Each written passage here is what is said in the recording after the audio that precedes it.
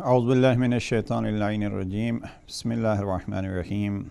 الحمدللہ رب العالمین بارئ الخلائق اجمعین الصلاۃ والسلام علی سید الانبیاء والمرسلین وعلی آلہ الطیبین الطاہرین المعصومین الغر المیامین اما بعد۔ نہج البلاغہ اور کامیاب زندگی کے عنوان سے یہ ہمارا 15واں سیشن ہے۔ ایام چونکہ ایام ماہ مبارک شعبان ہیں اور بیان جناب امیر المؤمنین ہے، ہم ان ایام کو بھی مد نظر رکھتے ہوئے چند معروضات پیش کریں گے۔ جہاں ہم نے اپنی گزشتہ گفتگو چھوڑی تھی کہ انسان اگر کامیابی چاہتا ہے تو ضروری یہ ہے کہ وہ کامیاب افراد کی تاریخ کو پڑھے اور انہوں نے اپنی زندگی میں کامیابیاں کیسے حاصل کیں اس کو وہاں سے سیکھے، ان کی عملی اور پریکٹیکل لائف سے سیکھے۔ دوسرا یہ ہے کہ ایسے کامیاب افراد نے کامیابی کے جو طریقے بتلائے ہیں ان طریقوں کو اپنائے۔ ہم اپنی اس گفتگو کو دہرانا نہیں چاہتے، بس اتنا عرض کرتے ہیں کہ کامیاب ترین شخص بعد از پیغمبر اکرم صلی اللہ علیہ وآلہ وسلم وہ ہستی ہے جس ہستی کو اگر ہم بڑا خوب کسی نے کہا کہ پیغمبر اکرم کا سایہ نہیں تھا، تشبیہ کوئی بات ایسی نہیں ہے لیکن بڑی اچھی تشبیہ اور بڑی اچھی ایک پیاری سی بات ہے، نکتہ ہے کہ جناب پیغمبر اکرم کا سایہ نہیں تھا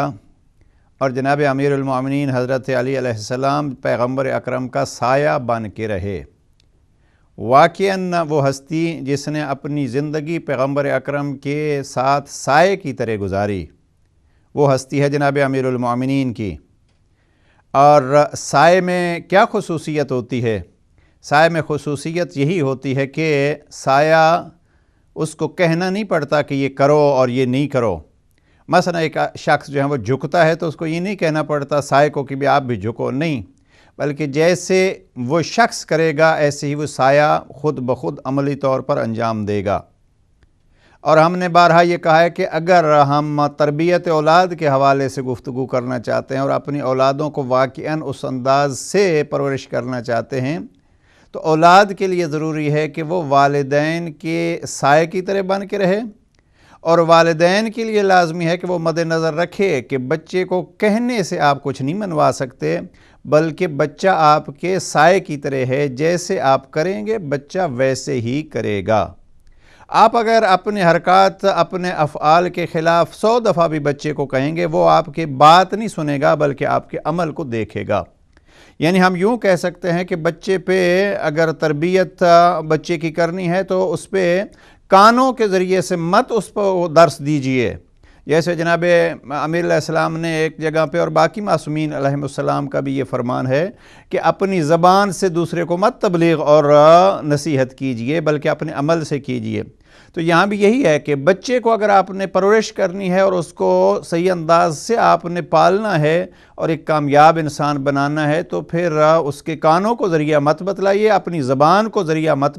بنائیے، بلکہ اپنے اعمال کو ذریعہ تربیت بنائیے۔ اور جب آپ اعمال کو ذریعہ بنائیں گے تو بچہ اپنی آنکھوں کو اور اپنے بصیرت کو ذریعہ بنائے گا تربیت کا، اور یہ حقیقی تربیت ہوگی۔ بہرحال چونکہ گفتگو یہ ہو رہی تھی کہ ہم جناب امیر علیہ السلام کے فرامین سے کیسے یہ سبق سیکھ سکتے ہیں کہ ہم اپنی زندگیوں کو کامیاب زندگی بنائیں۔ ہم نے تفصیل سے یہ عرض کیا کہ حقیقت کامیابی انسان کو سمجھنی چاہیے کہ کامیابی ہوتی کیا ہے۔ بہت دفعہ ایسا ہوتا ہے کہ ایک انسان حقیقت میں وہ ناکام ہوتا ہے اور اپنے آپ کو وہ کامیاب سمجھتا ہے، اور اس کی کمزوری پھر یہ ہوتی ہے کہ وہ چونکہ اپنے آپ کو کامیاب سمجھ رہا ہے، اپنے اندر کوئی کمی ہی نہیں سمجھ رہا، لہذا وہ اس کو دور کرنے کی جو اس کے اندر حقیقی کمی اور کمزوری ہے اس کو دور کرنے کی کوشش ہی نہیں کرے گا۔ اکثر افراد اور علمی زبان میں اس کو جاہل کاسر و جاہل مقصر اور ان تقسیمات میں جو کرتے ہیں میں اس کی طرف نہیں جاتا۔ اکثر لوگ ناکام زندگی میں رہتے کیوں ہیں؟ اس لیے کہ وہ اپنے آپ کو کامیاب سمجھتے ہیں۔ اگر ان میں کوئی کمی اور کوتاہی کا احساس ہو تو وہ اس کمی کو دور کرنے کی کوشش کریں گے۔ بہرحال جناب امیر علیہ السلام نے عملاً بھی اور اپنے نصیحتوں کے حوالے سے بھی یہ سبق مکمل کیا ہے، اور جناب امیر علیہ السلام نے انشاءاللہ عرض کریں گے کہ جب وصیت کی اپنے بیٹے کو اور وصیت کی اپنے چاہنے والوں کو، تو یہی مد نظر رکھا کہ دیکھو ہم نے اپنی زندگی کیسے گزارنی ہے، ہم اپنی زندگی کے تجربات آپ کو بتلا کے جا رہے ہیں۔ ماہ مبارک شعبان کے حوالے سے اگر ہم دیکھیں تو شعبان میں جناب امام حسین علیہ السلام کی ولادت، جناب حضرت ابو الفضل العباس کی ولادت، جناب امام زین العابدین علیہ السلام کی ولادت، یہ اور پھر 15 شعبان کو جناب امام زمان کی ولادت، یہ ساری ولادتیں اس مہینے میں۔ لیکن اگر ہم اس کو دیکھیں تو یہ خاندان وہی خاندان پیغمبر اکرم ہے اور خاندان جناب امیر المؤمنین ہے۔ ہمیں ادھر جناب امیر علیہ السلام کی تعلیمات کو دیکھنا ہے اور ان ہستیوں کی زندگیوں کو بھی دیکھنا ہے۔ اور میں یہاں یہ عرض کرتا جاؤں کہ اگر ہم عصمت کے اس لڑی کو گنیں تو جو ہم چہاردہ معصومین کے قائل ہیں ان میں جناب ابو الفضل العباس کا نام نہیں آتا، اور جناب زینب کبریٰ سلام اللہ علیہا کو بھی اس معنی میں معصوم نہیں کہتے جس معنی میں ہم جناب امام حسن مجتبی علیہ السلام کو اور جناب امام حسین علیہ السلام کو کہتے ہیں۔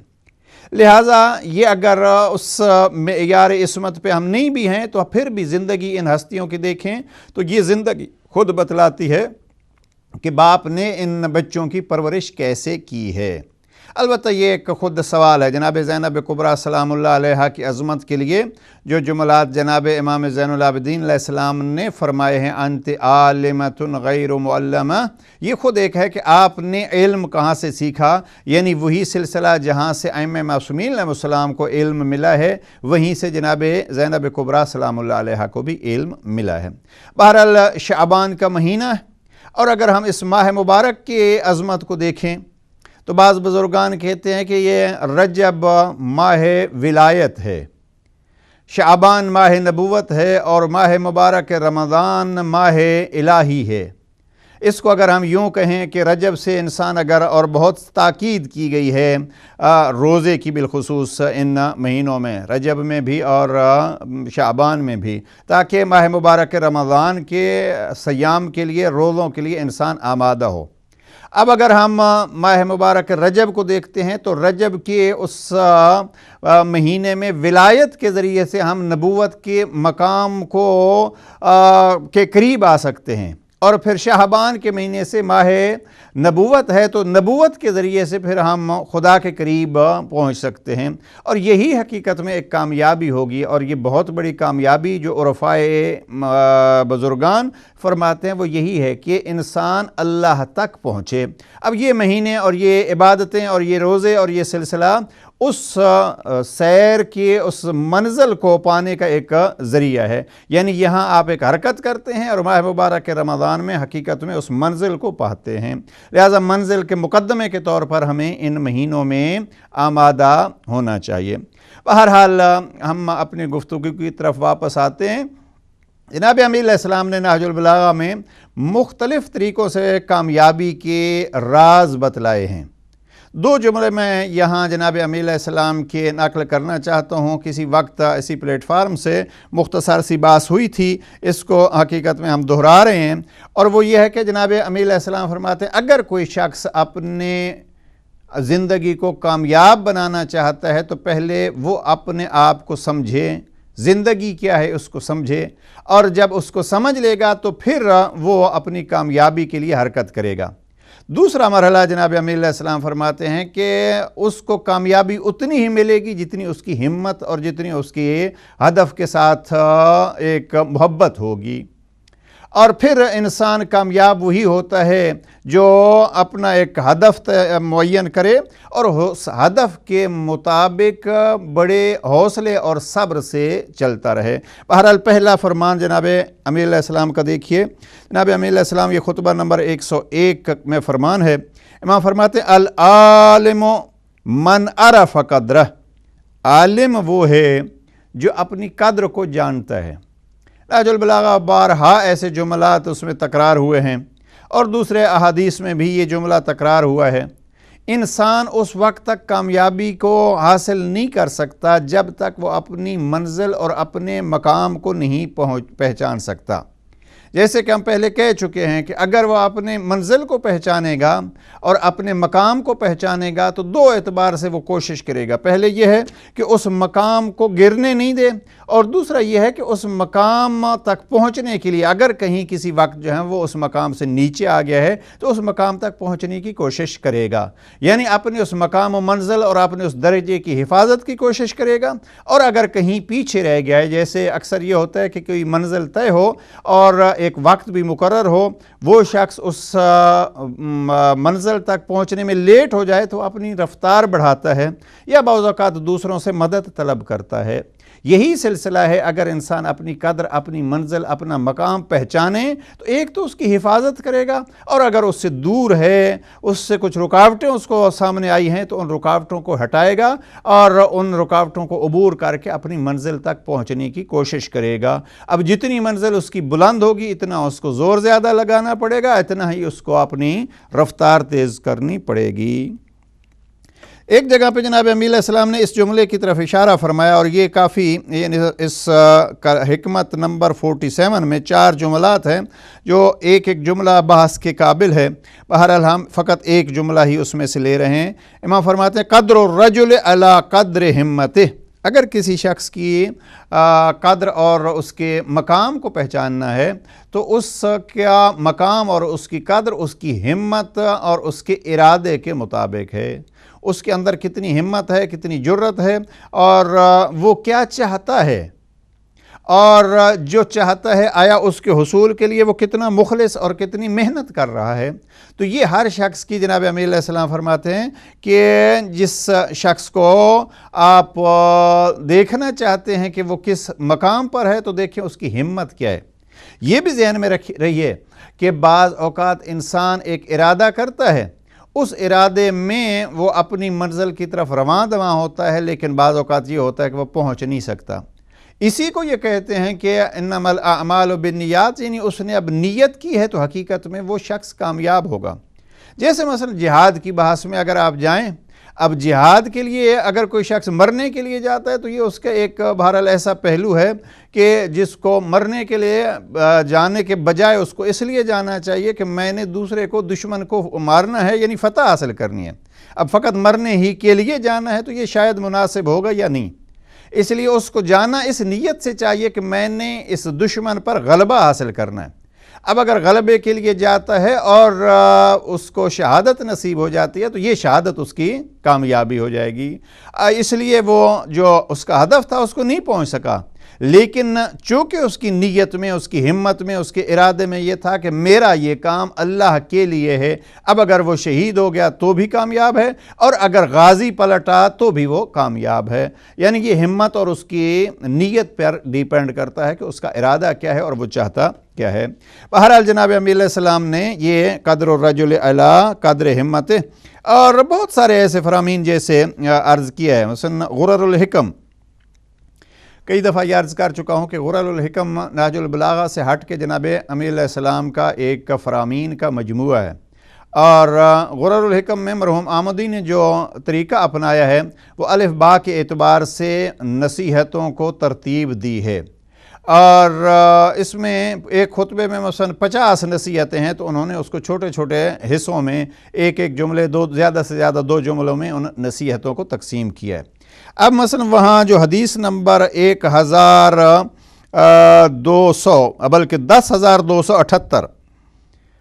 10,278 نمبر کی حدیث ہے، وہاں یہی الفاظ جناب امیر علیہ السلام فرماتے ہیں کہ من شرفت ہمت عظمت قیمتو، جس کی ہمت بلند ہوگی اور عظیم ہوگی اس کی قیمت بھی عظیم ہوگی۔ یعنی یہاں بھی جناب امیر علیہ السلام فرماتے ہیں کہ اپنے ہمت اور ارادے کو دیکھیے، اور آپ کا ارادہ اور ہمت بلند ہونی چاہیے، تب آپ اپنی بلندیوں کو پا سکیں گے۔ اور مسلسل قیمت کل امرئن، یہ نہج البلاغہ کے حکمت نمبر 81 کا ایک جملہ ہے، قیمت کل امرئن ما یحسنہ، ہر شخص کا مقام اور ہر شخص کی منزل وہ ہے اس پہ انشاءاللہ کسی وقت بحث کریں گے۔ بہت اچھا اور بہت ہی عام استعمال کا ایک فرمان ہے، قیمت کل امرئ ما یحسنہ، ہر شخص کا مقام اور ہر شخص کی قیمت وہی ہے جس کو وہ اچھا سمجھتا ہے۔ اگر میں نے ظاہراً کبھی دوستی کے موضوع پہ کہا تھا کہ اگر کسی شخص کو آپ دیکھنا چاہتے ہیں وہ کیسا ہے تو دیکھیے اس کی پسند کیا ہے۔ آپ کسی شخص کی پسند سے اس کی نیتوں کو، اس کے ذہن کو، اس کے مقام کو اور اس کی قیمت کو جان سکتے ہیں۔ یہی جناب امیر علیہ السلام فرماتے ہیں، قیمت کل امرئ ما یحسنہ، ہر شخص کی قیمت وہی ہے جو اس کو اچھا لگتا ہے۔ اب اس میں بعض اوقات انسان یہ کہتا ہے کہ میں اچھا ہوں، اب دیکھنا یہ ہے کہ اس کو کیا چیز اچھی لگتی ہے۔ اب اگر وہ چیز جو اس کو اچھی لگتی ہے وہ بھی اچھی ہے تو ہم اس کو کہہ سکتے ہیں اور تصدیق کر سکتے ہیں کہ ہاں یہ اچھا ہے۔ لیکن مثلا اچھے افراد کے قریب اگر رہتا ہے تو یقیناً وہ اچھا ہوگا، لیکن خود تو دعویٰ کرتا ہے کہ میں بہت اچھا ہوں، لیکن اچھے اور نیک لوگوں سے اس کا برتاؤ ٹھیک نہیں ہے، وہ دور رہتا ہے، تو یہ حقیقت میں وہ اچھائی سے ہی دور ہوگا۔ اس لیے کہ ہر شخص کی قیمت اس کے اب انسان کے لیے یہ چیزیں ضروری ہیں کہ اس کی ہمت بلند ہو تو تب اس کی قیمت اور اس کا مقام بلند ہو سکے گا۔ آج کی گفتگو میں یہاں جو دوسرا پوائنٹ ہم عرض کرنا چاہتے ہیں وہ یہ ہے کہ بلند ہمت فرد جو ہے وہ اس کو آپ پہچانیں گے کیسے، اور بلند ہمت افراد کی طریقہ زندگی کیا ہوتا ہے۔ بلند افراد کے طریقہ زندگی کو اگر آپ دیکھنا چاہتے ہیں تو وہ اپنے لیے بہت کم امور انجام دیتے ہیں اور انسانیت کے لیے ان کے زیادہ امور ہوتے ہیں۔ ذرا بات جو ہے وہ دوسرے الفاظ سے اگر کہی جائے تو ایک کم ہمت آدمی، ایک پست ہمت آدمی، وہ سوچے گا تو فقط اور فقط اپنے لیے سوچے گا، اور اپنے لیے بھی جیسے جناب امیر علیہ السلام نے حکمت 81 میں فرمایا ہے، بس اس کو پیٹ کا خیال ہوگا اور کپڑے کا خیال ہوگا اور اپنی سہولیات کا خیال ہوگا، یعنی اپنی اچھائی کے لیے بھی جو حقیقی اس کی اچھائی ہے اس کا خیال نہیں ہوگا اس کو۔ لیکن ایک بلند ہمت شخص جو ہے وہ یہ چاہے گا کہ میں دوسروں کو بلندیوں تک لے جاؤں، وہ بلندی کو یہی سمجھتا ہے کہ میں چونکہ ایک مقام رکھتا ہوں دوسروں کو بھی اس مقام میں شامل کروں اور دوسروں کو بلندیوں کی طرف لے جاؤں۔ اب یہ حقیقت میں اگر ہم نہج البلاغہ اور کامیاب زندگی کے حوالے سے اس پہلو کو دیکھنا چاہتے ہیں تو جناب امیر علیہ السلام کی زندگی میں یہ پہلو بطور اتم نظر آتا ہے، اور جناب امیر علیہ السلام نے ساری زندگی اسی میں کوشش کی ہے کہ جناب امیر علیہ السلام دوسروں کو بلندیوں کی طرف لے جائیں۔ اور پھر ائمہ معصومین علیہ السلام کی دعائیں ہیں اور ائمہ معصومین علیہ السلام کے فرامین ہیں، حقیقت میں ان کے ذریعے ائمہ معصومین علیہ السلام نے یہی ہدف بنایا ہے کہ ہم ان دعاؤں کے ذریعے، ان فرامین کے ذریعے ان لوگوں کا ہاتھ تھامیں اور ان کو بلندیوں تک لے جائیں۔ با ہمت شخص جو ہے وہ دوسرے نابینا کے لیے آنکھ بن کے اس کا کام آتا ہے، اور وہ ایک بہرے کے کان کے مقام پر، یعنی اس کی زندگی اور اس کی سہولیات کے طور پر کام کرتا ہے۔ بلکہ اگر یوں کہوں کہ بلند شخص جو ہے وہ ہوتا تو بلندی پہ ہے، لیکن اتنی بلندی پہ ہونے کے باوجود وہ اپنی طاقت اور اپنے زور سے جو کمزور افراد ہوتے ہیں ان کے لیے سواری یا سیڑھی کا کام بھی دیتا ہے۔ اب اگر ہم چاہتے ہیں کہ ہم دیکھیں ہماری زندگی کہاں ہے اور ہم نے جناب امیر المؤمنین سے کیا کچھ سیکھا ہے، تو دیکھنا یہ ہے کہ آیا ہم اپنی زندگی میں ہی مگن ہیں اور ہماری صبح و شام جو ہے فقط اور فقط اپنی چند روزہ زندگی پہ سوچ بچار ہوتی ہے اور کوشش اور تلاش ہوتی ہے، یا ہم اپنی زندگی کے ساتھ ساتھ دوسروں کی کامیابی اور دوسروں کی اچھائی اور دوسروں کی خوشحالی کا بھی خیال رکھتے ہیں۔ بعض افراد تو ایسے ہوتے ہیں اور حقیقی کمال انہی کو ہوتا ہے جو اپنی سہولیات کو بھلا کے اور اپنی سہولیات کو قربان کر کے دوسروں کی سہولیات کا اہتمام کرتے ہیں۔ اب جناب امیر علیہ السلام کی وصیتوں کو آپ دیکھیے تو جناب امیر علیہ السلام کی وصیتیں اسی بیس پہ ہیں۔ جناب امیر علیہ السلام فرماتے ہیں ہم کامیاب ہو کے اپنی کامیابی پہ اکتفا نہیں کرتے، بلکہ ہمیں رب نے امام بنایا ہی اسی لیے ہے تاکہ دوسروں کی رہنمائی کریں، اور بقول شہید مطہری کے کافی تفصیل سے شہید مطہری نے اپنی کتاب انسان کامل میں لکھا ہے کہ ہم دوسروں کو بھی کمال تک پہنچائیں۔ یہ وصیتیں حقیقی ہیں، اور ذہن میں رہے جو سامعین و ناظرین کے توجہ اس طرف ہے کہ کسی ساتھی نے یہ سوال کیا کہ آیا ایک موضوع چھیڑا جا سکتا ہے جناب امیر علیہ السلام بطور رہبر دنیا، یعنی ہم جب بھی یہ گفتگو کرتے ہیں تو ہم یہ دیکھتے ہیں کہ جناب امیر علیہ السلام اخروی اور آخرت کے لیے تو ہمارے لیے رہنما ہیں، آیا اس دنیا کے لیے بھی جناب امیر علیہ السلام کی رہنمائی اور وہ امامت ہے یا نہیں ہے؟ اب یہ خود سوال ہے کہ آیا ہم ائمہ معصومین علیہ السلام کو کس نگاہ سے دیکھتے ہیں؟ بہت پہلے کسی شخص نے یہ سوال اٹھایا تھا کہ آخر ائمہ طاہرین علیہ السلام میں سے کس نے بجلی بنائی اور کس نے جہاز بنایا ہے اور کس نے یہ سہولیات جو آج انسان کو میسر ہیں وہ سہولیات کس امام کے ذریعے سے یا کس اعتبار سے آپ کے سامنے آئی ہیں؟ یہ چیزیں تو انگریزوں نے بنائی ہیں۔ اب اس سوال کا جواب کیا ہو سکتا ہے کہ کسی امام نے مثلاً بجلی بنائی ہے؟ حقیقت یہ ہے کہ ائمہ معصومین علیہ السلام اور انبیاء علیہ السلام کا ایک ہی ہدف جو قرآن مجید نے بار بار بتلایا ہے وہ یہ ہے کہ جو کچھ بھی کرو ذہن میں یہ رکھو کہ دینے والا اور یہ اذہان کی بلندی عطا کرنے والا وہ اللہ ہے۔ ائمہ معصومین علیہ السلام اور انبیاء کا سب سے پہلا ہدف یہ تھا کہ وہ آئے تھے کہ انسان کو اپنے مالک حقیقی کی پہچان کرائیں اور یہ ان کو بتلائیں کہ آپ نے بس مالک حقیقی کا غلام بن کے ہی رہنا ہے۔ اب جو خالص طور پر رب کے عبد اور رب کے غلام بن کے رہے ہیں ان کو پھر خود اس دنیا میں بھی ترقیاں ملی ہیں اور آخرت میں بھی ان کے لیے ترقی ہے۔ البتہ یہ سہولیات جو دنیاوی سہولیات جن کو ہم کہتے ہیں یہ سہولیات مقصد نہیں ہیں، کسی امام نے بھی روکا نہیں ہے ان سہولیات سے، بلکہ انہوں نے کہا کہ آپ اللہ کے قریب آئیں اور اللہ نے جو عقل عطا کیا ہے اس کو زیادہ سے زیادہ استعمال کریں، اور یہ خود قرآن مجید کا فرمان ہے۔ تدبر و تفکر کی جو دعوت ہے وہ قرآن مجید نے اسی لیے دی ہے کہ میرا بندہ میں نے جو آپ کو عقل جیسی نعمت عطا کی ہے اس کو آپ استعمال کریں، اور جب استعمال کریں تو دو چیزیں، ایک تو یہ ہے کہ مجھے بھول نہ جائیں اور دوسرا یہ ہے کہ اس چیزوں کو جو میں نے آپ کے لیے مسخر کی ہیں ان کو میری نافرمانی کے لیے استعمال نہ کریں۔ لہٰذا پہلا مرحلہ ائمہ معصومین علیہ السلام اور انبیاء اس کے لیے ہی بتلاتے رہے کہ آپ ان نعمات سے فائدہ اٹھائیے لیکن ان کو کہیں خدا کے خلاف استعمال نہ کیجیے۔ رہ گیا یہ ہے کہ یہ علوم جو ہیں اب یہ ایک علیحدہ بحث ہے، پڑھنے کی کتاب ہے مرحوم سید صدر کی جنہوں نے واضح کیا ہے کہ مذہب تشیع کون کون سے علوم کی بنیاد ہے، وہاں کیمیائی مثلا کیمسٹری کی اور ان چیزوں کی ساری تفصیل انہوں نے لکھی ہے کہ کس مثلا حکمت اور یہ میڈیکل کا سلسلہ کس بزرگ نے شروع کیا تھا اور بجلی کے یہ سلسلہ جو ہے وہ کہاں سے شروع ہوا اور جناب امیر علیہ السلام نے اس کی کیسے وضاحت فرمائی ہے۔ تو یہ چیزیں اپنی جگہ پر ایک علیحدہ موضوع ہے اور اس کو بحث کی جا سکتی ہے، لیکن سوال پھر اپنی جگہ پہ جو ایک پیدا ہوتا ہے وہ یہ ہے کہ آیا یہ دنیا اس کی سہولیات ائمہ معصومین علیہ السلام کا ہدف تھے یا آخرت؟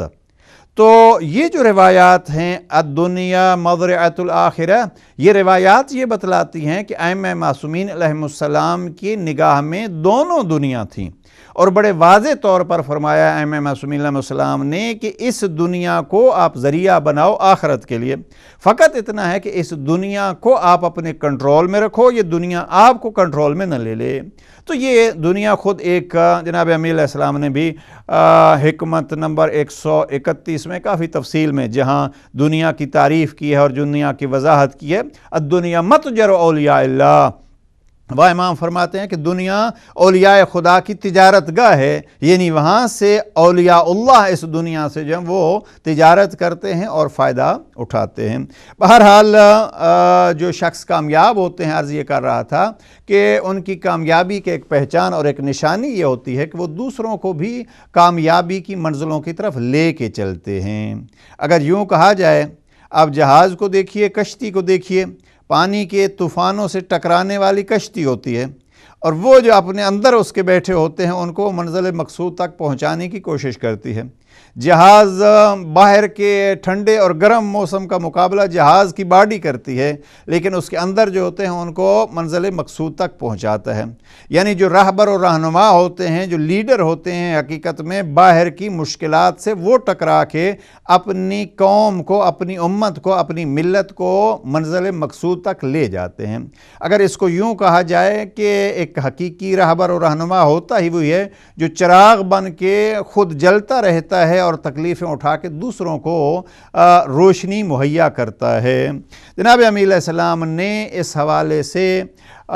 مسلسل جو وصیتیں فرمائی ہیں وہ یہی مقصد ہے کہ ہم اپنی کامیابی کا اعلان کر کے جا رہے ہیں، فزت ورب الکعبہ، اور دوسروں کے لیے بھی یہ اعلان کر رہے ہیں کہ اگر آپ نے کامیابی کے ان زینوں کو عبور کرنا ہے تو آپ نے کہاں قدم رکھنے ہیں، اور یہی ہے مقصد وصایہ جناب امیر علیہ السلام۔ ہم انشاءاللہ چند درسوں سے، چند سیشن سے یہ وعدہ کر رہے ہیں کہ ہم جناب امیر علیہ السلام کا وہ مشہور فرمان اور وصیت جو تحریری طور پر امام نے اپنے بیٹے جناب امام حسن مجتبی علیہ السلام کو بیان فرمائی ہے، اس پہ تھوڑی وضاحت کرنا چاہتے ہیں، اس لیے کہ جناب امام نے زندگی کے اور کامیاب زندگی کے مکمل اصول اس ایک فرمان میں بیان فرمائے ہیں۔ انشاءاللہ آہستہ آہستہ اس کی طرف ہم آئیں گے۔ البتہ یہاں ایک اسی لیڈرشپ کے حوالے سے ایک جملے کا اضافہ کرنا چاہتے ہیں، اور وہ لیڈرشپ اگر انسان دیکھے تو جناب امیر علیہ السلام میں کامل طور پر نظر آتی ہے۔ اور وہ لیڈرشپ میں کیا ہے؟ وہ لیڈرشپ وہی ہے جس لیڈرشپ کے لیے جب جناب موسیٰ کو مقرر کیا گیا تو جناب موسیٰ نے وہ دعائیں شروع کر دیں، رب اشرح لی صدری۔ سب سے پہلی چیز ہے وسعت قلب، اور دوسری چیز جو حدیث میں بار بار ملتا ہے وہ ہے سخاوت۔ اب ان سارے چیزوں کا جو اللہ کے احکام کے مطابق ہیں، ان کو اپنانے کا نام ہے تقوی۔ جناب امیر علیہ السلام ہیں امام المتقین۔ اب ہم اگر متقی بن جائیں اور وہ چیزیں جو تقوی کے درجے کو حاصل کرنے کے لیے قرآن مجید نے بیان کیے ان کو اپنا لیں تو ہم گویا جناب امیر المؤمنین کے حقیقی پیروکار بن کے اس منزل کو پا لیں گے جس منزل تک جناب امیر علیہ السلام ہمیں پہنچانا چاہتے ہیں، اور جس منزل کے حصول کے لیے اللہ کی ذات نے ان مقدس ہستیوں کو بھیجا ہے۔ اب ان میں سے مثلا آپ سورہ بقرہ ہی کی ابتدائی آیات کو دیکھیے تو ان میں سے ایک ہے انفاق۔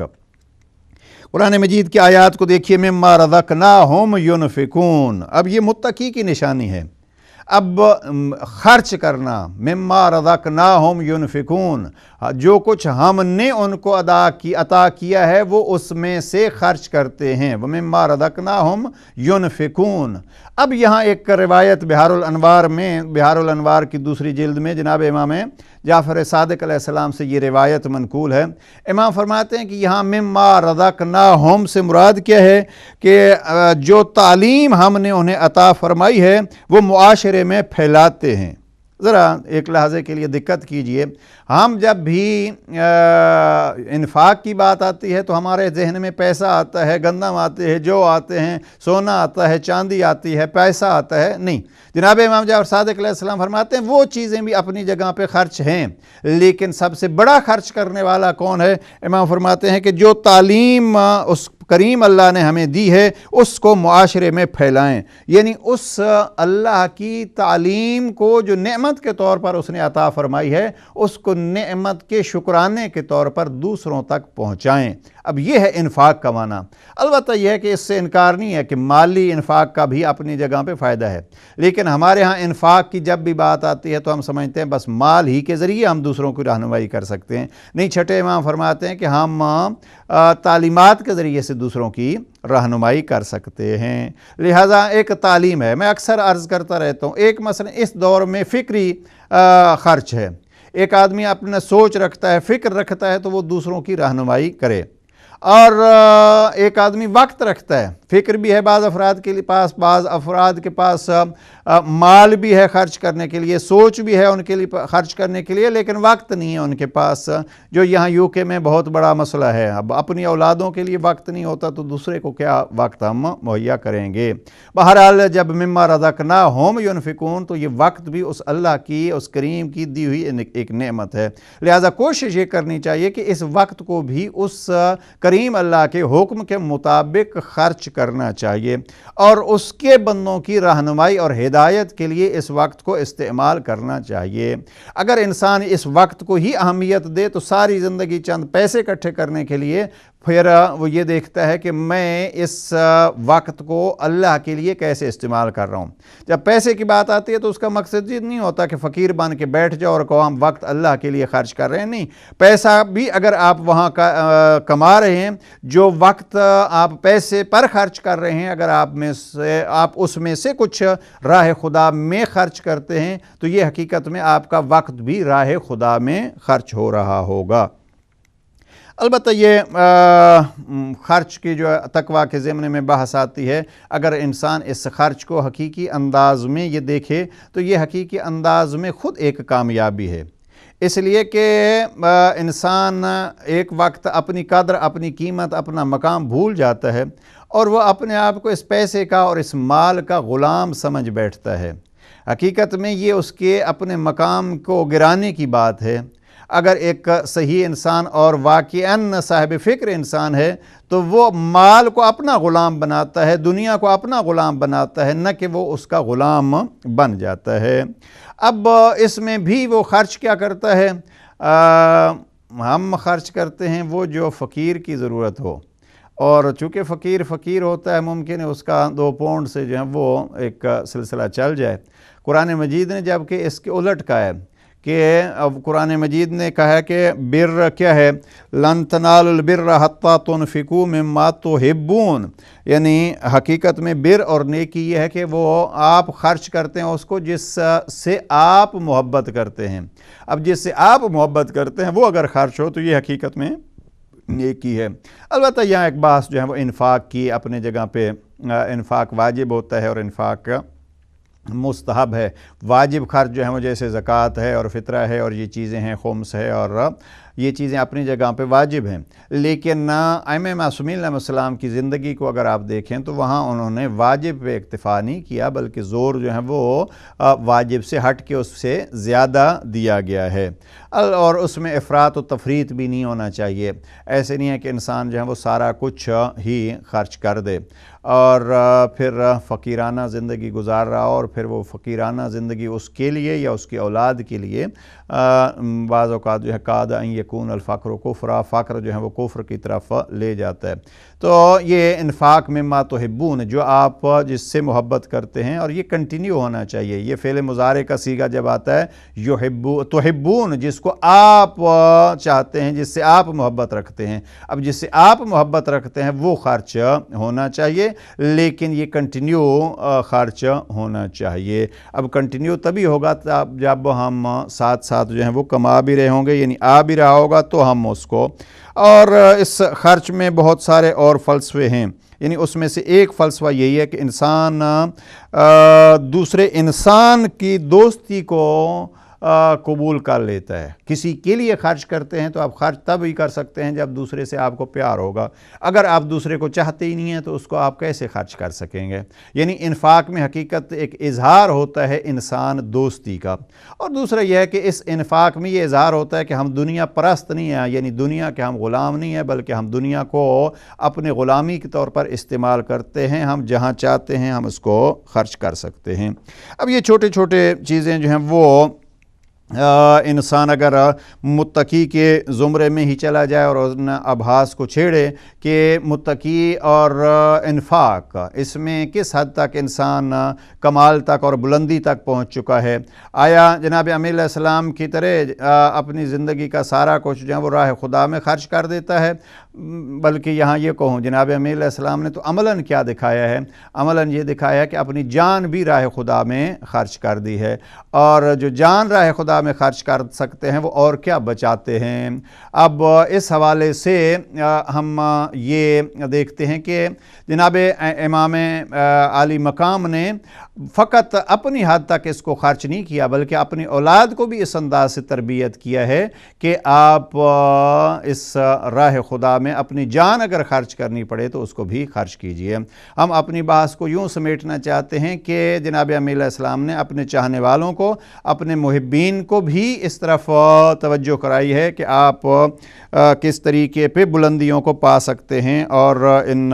عظیم مقامات کو حاصل کر سکتے ہیں۔ لیکن خصوصیت سے جو خط نمبر 31 کے حوالے سے ہم عرض کرنا چاہتے ہیں وہ یہ ہے کہ جناب امیر علیہ السلام نے اپنے اولاد کو بھی مد نظر رکھا ہے، اور آخری وقت تک، اب جناب امیر علیہ السلام کی وصیت بارہا میں یہ اس پلیٹ فارم سے عرض کر چکا ہوں، آخری وقت میں جناب امیر علیہ السلام نے واضح فرمایا اوصیکما و جمیع ولدی، میں آپ دونوں بیٹوں کو وصیت کرتا ہوں۔ اب یہ وصیت جناب امیر علیہ السلام کی جو خط نمبر 31 ہے، اس خط کو آج ہم شروع کرتے ہیں اور ہم کوشش کریں گے کہ اس خط کو مختصراً ہم پیش کر دیں۔ اب اس خط میں جناب امیر علیہ السلام نے جو بنیادی چیزیں بیان کی ہیں، بعض شارحین نہج البلاغہ نے اس کو 30 حصوں میں تقسیم کیا ہے، اور انشاءاللہ ہم ایک ایک حصہ، مثلا پہلا حصہ جو ہے وہ جناب امیر علیہ السلام نے من الوالد الفان المقر للزمان المدبر العمر، جناب امیر علیہ السلام نے، جیسے آپ دیکھتے ہیں کہ خط لکھا جاتا ہے تو از جانب یا فرام، یہ جو لکھا جاتا ہے کس کی طرف سے ہے تو یہ ایک تعارف ہوتا ہے۔ اب بعض اوقات ایک ہی لفظ میں تعارف ہوتا ہے اور ایک جملہ لکھ دیا جاتا ہے یا نام لکھ دیا جاتا ہے، اور پھر آخر میں جو ہے وہ پھر اس کا اظہار کیا جاتا ہے، اور پھر اگلا جو ہے وہ عزت و احترام کے ساتھ جس کو لکھا جاتا ہے اس کے مقام کو پیش کیا جاتا ہے۔ جناب امیر علیہ السلام نے بھی یہاں پہلے حصے میں بہت ہی پیارے انداز میں اپنا تعارف کرایا کہ میں کون ہوں، اور پھر فوری طور پر جس کے لیے وصیت لکھی جا رہی ہے ان کا تعارف کرایا ہے۔ اب یہاں جملات جو جناب امیر علیہ السلام نے اپنے لیے بیان فرمائے ہیں اس میں کم جملات ہیں، اور جو جناب امیر علیہ السلام نے اپنے بیٹے کی پہچان کے لیے یعنی کس کو لکھا جا رہا ہے وہ جو بیان کیے ہیں وہ زیادہ ہیں، یعنی 6 جملات ہیں جو جناب امیر علیہ السلام نے اپنا تعارف بیان کرایا ہے۔ البتہ میں یہاں اکثر یہ عرض کرتا رہتا ہوں کہ کاش ہم جناب امیر علیہ السلام کو جناب امیر علیہ السلام سے ہی پوچھتے کہ آپ اپنا تعارف کرائیں۔ اب جناب امیر علیہ السلام نے مسلسل اپنا تعارف کرایا ہے، نہج البلاغہ بھرا پڑا ہے جناب امیر علیہ السلام کے تعارف سے، جناب امیر علیہ السلام کی عظمت، جناب امیر علیہ السلام کا مقام، جناب امیر علیہ السلام کی پہچان، حقیقت میں یہی جناب امیر علیہ السلام کا کلام ہے۔ اس لیے اگر ہم حقیقت اور کمال معرفت کو تو حاصل نہیں کر سکتے، لیکن جس حد تک ہم سے ہو سکتا ہے وہ ہم کوشش کرنی چاہیے، اور کوشش کرنی چاہیے ان ہستیوں کو پہچان کے ذریعے سے، ان کے اپنے کلام کے ذریعے سے۔ بڑا واضح طور پر یہ احادیث موجود ہیں کہ، اور خود نہج البلاغہ کے الفاظ ہیں، المرء مخبوء تحت لسانہ، انسان اپنی زبان کے نیچے پوشیدہ ہوتا ہے، یعنی وہ اگر بولتا ہے تو اس کی پہچان ہوتی ہے۔ اس لیے بعض اوقات جو ہیں وہ تاکید کی جاتی ہے کہ آپ خاموش ہی رہیں تاکہ آپ کے کمزوریاں جو ہیں وہ دوسروں کو معلوم نہ ہوں۔ ایک حدیث بلکہ یہاں عرض کر دوں، یہ حدیث جناب امام موسیٰ کاظم علیہ السلام نے جناب امیر المؤمنین سے نقل کی ہے، تو جناب امیر علیہ السلام کا بھی فرمان ہو جائے گا، اور جناب امام موسیٰ کاظم علیہ السلام کا بھی۔ حدیث کافی طولانی ہے اور تفصیلی ہے، اس کا ایک جملہ جو ہے وہ چونکہ یا انسان اگر بولتا ہے تو اس کو پہچانا جاتا ہے، جناب امیر علیہ السلام کا بول اور جناب امیر علیہ السلام کے یہ فرامین خود جناب امیر علیہ السلام کی پہچان کا ذریعہ ہیں۔ وہاں جناب امام موسیٰ کاظم علیہ السلام جو چیز جناب امیر علیہ السلام سے بیان فرماتے ہیں، وہاں فرماتے ہیں وَلْيَكُنْ نَظْرُكُمْ عِبْرًا، آپ کی نظر جو ہے وہ عبرت بھری نظر اور نگاہ ہونی چاہیے، وَصَمْتُكُمْ فِكْرًا، اور آپ کی خاموشی جو ہے وہ فکر ہونی چاہیے، یعنی کوشش کیا کیجئے کہ زیادہ خاموش رہیں، اور وہ خاموشی جو ہے اس خاموشی میں آپ فکر میں مشغول رہیں۔ خاموشی سے یہ مراد نہیں ہوتا کہ انسان اپنے عقل کو بھی خاموش رکھے، نہیں، خاموشی جناب امام فرماتے ہیں کہ مومن جو ہے وہ اس کی نظر جب اٹھتی ہے، اس کی نگاہ کسی طرف اٹھتی ہے تو وہ اس سے درس لیتا ہے، عبرت حاصل کرتا ہے، اور جب وہ خاموش ہوتا ہے تو اس کی عقل زیادہ فعال ہوتی ہے، اور جب بولتا ہے تو وہ قولکم ذکرن، امام فرماتے ہیں میں وصیت کرتا ہوں آپ کو کہ جب آپ بولیں تو پھر ذکر الہی کے الفاظ آپ کی زبان سے نکلیں، وَطَبِيعَتُكُمُ السَّخَاء، اور پھر چوتھا جملہ یہاں 10 فرمان ہیں جناب امام موسیٰ کاظم علیہ السلام کے جو جناب امیر المؤمنین سے امام نے نقل کیے ہیں۔ 10واں یہ ہے کہ وَطَبِيعَتُكُمُ السَّخَاء، میں وصیت کرتا ہوں آپ کو کہ آپ کی نظر جو ہے وہ عبرت بھری ہونی چاہیے، آپ کی خاموشی فکر بھری ہونی چاہیے، آپ کا قول ذکر میں معمور ہونا چاہیے، اور آپ کی طبیعت میں سخاوت ہونی چاہیے۔ یہ تحفۃ العقول میں جناب امام موسیٰ کاظم علیہ السلام کے فرامین میں موجود ہے، اور امام نے جناب امیر المؤمنین سے نقل کیا ہے۔ اور ایک جملہ جو ہے وہ عجیب جملہ ہے، فَإِنَّهُ لَا يَدْخُلُ الْجَنَّةَ بَخِيلٌ، کبھی بخیل جو ہے وہ جنت میں داخل نہیں ہوگا، ولا يدخل النار سخی، اور کبھی کوئی سخی جو ہیں وہ جہنم میں یا آگ میں داخل نہیں ہوگا۔ اب یہ ایک سوال ہے، اور پھر جو زمانے میں سخاوت کے عنوان سے مشہور ہیں افراد، وہ کہاں جائیں گے جب کہ وہ غیر مسلم تھے؟ تو ان کے بارے میں علیحدہ ایک بحث ہے کہ ان کو کیا مقام ملے گا اور جہنم کے کس حصے میں ہوں گے۔ جناب امام علیہ السلام نے فرمایا ولا يدخل النار سخی، کہ سخی جو ہیں وہ آگ میں داخل نہیں ہوگا۔ میں جس چیز کے لیے عرض کر رہا تھا یہ ہے کہ سمتکم فکرن، اگر ہم بولیں گے تو وہ ہماری پہچان ہوگی، اور اگر کوئی اپنے آپ کو ایک مقام دینا چاہتا ہے تو زیادہ بولنے کے بجائے وہ خاموش رہے، اور خاموشی اس کی فکر کو اجاگر کرنے کا ذریعہ بننی چاہیے۔ بہرحال یہ خود نہج البلاغہ کا ایک لفظ جناب امیر علیہ السلام کی پہچان کا ذریعہ ہے، لیکن اس خط میں جناب امیر علیہ السلام نے پہلی جو پہچان کرائی ہے من الوالد الفان، یہ خط اس والد کی طرف سے ہے کہ جس کی عمر، جس کی زندگی اختتام کو پہنچ رہی ہے۔ اب انشاءاللہ اس خطبے کو، اس خط 31 کو ہم کوشش کریں گے اور آگے بڑھائیں، اور اس کے 30 جو حصے بنائے گئے ہیں شارحین نہج البلاغہ میں، اس کو انشاءاللہ بہتر سے بہتر انداز میں پیش کر سکیں۔ پروردگار ائمہ معصومین علیہ السلام کی زندگیوں کے عملی نمونوں کو سامنے رکھنے اور پھر ان کے فرامین کو اپنی زندگیوں میں اپنانے کی توفیق نصیب فرمائے، اور ہم سب کی زندگیوں میں بھی کامیابی کے اس راہ کا مسافر ہمیں بنائے۔ کامیابی کہتے ہیں کہ کسی نے سوال کیا تھا پروردگار ہمیں منزل تک پہنچا دے، اور اگر ہم منزل تک پہنچانے کے قابل نہیں ہیں تو تیری منزل کی طرف جو رواں دواں ہیں ان کی راہ میں ہمیں رکھ دے، شاید ان کے قدموں کی بھیڑ ہمارے لیے بھی ایک ذریعہ بن جائے۔ لہذا کم از کم یہ ہے کہ ہم اس راہ پر تو آ جائیں جس راہ سے کامیاب لوگ گزر رہے ہیں، اور وہ راہ وہی ہے جس راہ پر باقی رہنے اور ثابت قدم رہنے کا حکم پروردگار نے اس دعا کے روپ میں کہا ہے کہ آپ مانگتے رہا کیجئے اہدنا الصراط المستقیم۔ اور یہ سورہ حمد یہ بتلاتی ہے کہ وہ صراط کچھ بندے ہیں جن کی راہ جو ہیں وہ حقیقت میں انسان کو رب کے قرب کی طرف لے جاتی ہے۔ پروردگار توفیقات میں اضافہ فرمائے اور ان فرامین سے زیادہ فائدہ اٹھانے کی توفیق نصیب فرمائے۔ والسلام علیکم ورحمۃ اللہ وبرکاتہ۔